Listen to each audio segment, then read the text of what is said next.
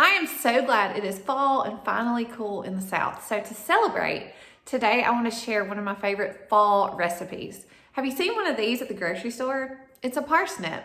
Have you wanted to use it but you just didn't know what to do? Well, today's recipe is my favorite way to use a parsnip. It is so delicious, and this root vegetable just has such a nice fall flavor. I think you're going to enjoy it. So let's get started.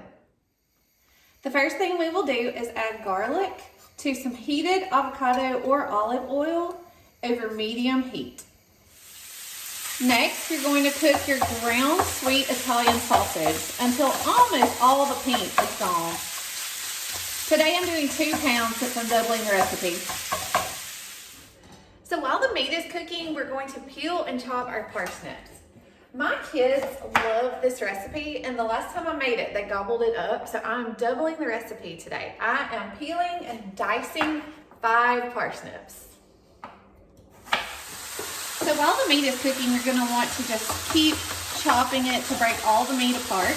And once it gets to this point where most of the pink is gone, we're gonna add in the parsnips. And at this point, we're going to add the juice of half a lemon,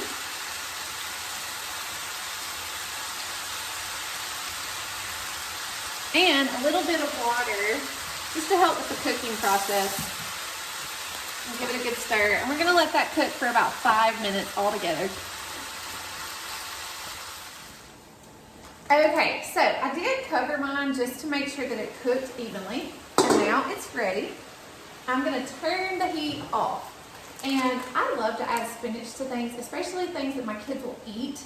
So I'm going to add this whole bag of spinach right into the pan because spinach turns to nothing when you cook it. So that's why I'm adding the whole bag. All right, so, and I also didn't want to overcook it, so that's why I'm adding it now that I've turned the heat off. And it looks crazy right now, I know, because it's just bulkier before it's cooked. So the best way I know how, I'm going to stir it in to this mixture without spilling it all over my stove. And then we'll be ready for the last step. My oven is preheating to 400 degrees. I have oiled this casserole dish, and I'm just going to transfer the mixture right into the dish. When I make a smaller batch of this, I love to do it in my cast iron skillet. That really just adds a little extra flavor, but today I'm just making a larger amount, and I'm gonna do it in my casserole dish, and it'll still be tasty, trust me. Now I'm going to grate some Monterey Jack cheese right over the top. Now we're going to put it into a preheated oven and let it bake on 400 until the cheese is melted and bubbly. So it's been about 20 minutes, and our food is ready. Yum. What do you think? This is delicious. I'm so glad you love that.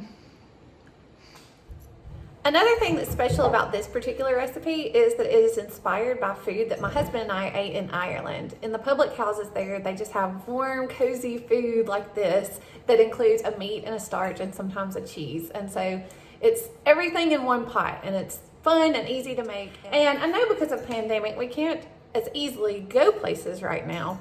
We have a friend in Ireland who has taught a couple of cooking classes for us straight from her kitchen in Limerick, Ireland. And we are always doing these Zoom classes. Please look us up to find out more if you're interested. You can follow us on Instagram at Cooking as a First Language, Facebook, Cooking as a First Language. Our website is cookingasafirstlanguage.org. And if you would love to get involved, please let us know. Thanks.